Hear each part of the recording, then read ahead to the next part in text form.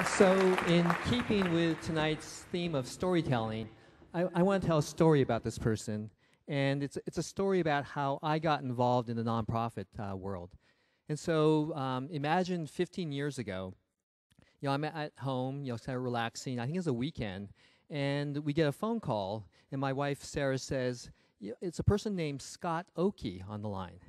And so I said, Scott Oakey. And actually, I remember this. I actually tightened up a little bit. My shoulders got a little tight because, if you're at home and a Microsoft senior vice president calls you at home, many of you know that's probably not a good thing. That, usually, something's wrong. You need to fix it. You need to fix it right now. So that was kind of what was going through my mind. But then I relaxed because I said, well, I'm not at Microsoft anymore. And Scott had just retired from Microsoft, so I relaxed, picked up the phone, and said, hey Scott, how you doing? And we chatted, and then Scott said, well, can you come down? I want to talk to you about a community oral history project that I'm working on. And so I said, sure, Scott, I'll come down. But when I hung up, I thought, community oral history project, that sounds a little small, for a former Microsoft senior executive, that's kind of a small project, I thought. So, but I went, to the office and we chatted, and many of you know Scott, and he's very persuasive, and so we started talking. And he actually, we took a trip and we kept talking, and what we started talking about was the question: what would happen if Japanese Americans who were incarcerated during World War II shared their story? And what we realized, what we really started thinking about was, here we had this community who felt so much shame, even though they were the victims during World War II, and how this would heal them. And we also knew that if we could share it, that Americans all around the country could learn about this, and perhaps we could prevent something like this happening again to another group that was innocent. And so that was big. I was excited. And then those of you who know Scott said, well, but that's not even enough. What we have to do is also create a model with technology methods so that other groups can do the same thing.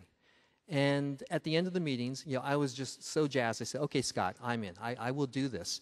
And then he did something very extraordinary. He said at that point, and I will give you $1 million to Densho so that you can really do this well.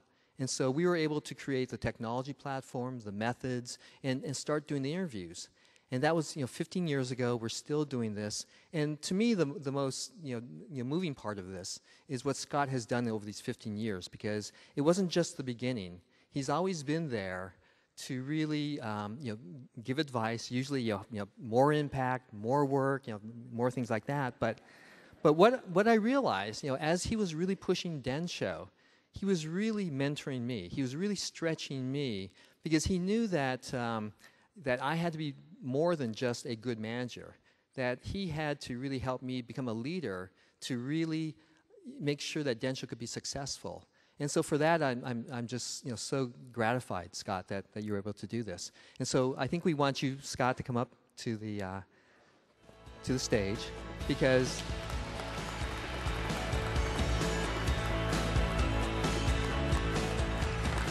when you multiply, the story I just told by the hundreds of organizations that Scott works with, similar stories at each one, you begin to understand the impact that Scott has on this community. And for that reason, the Microsoft Alumni Foundation wants to give Scott the Lifetime Achievement Award. So congratulations, Scott.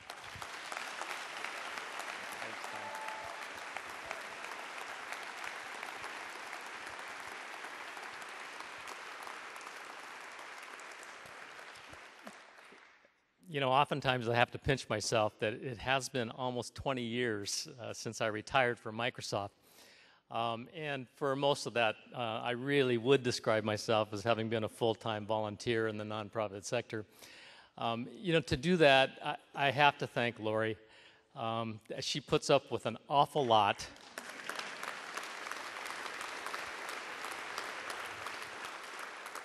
Couldn't be doing this without her.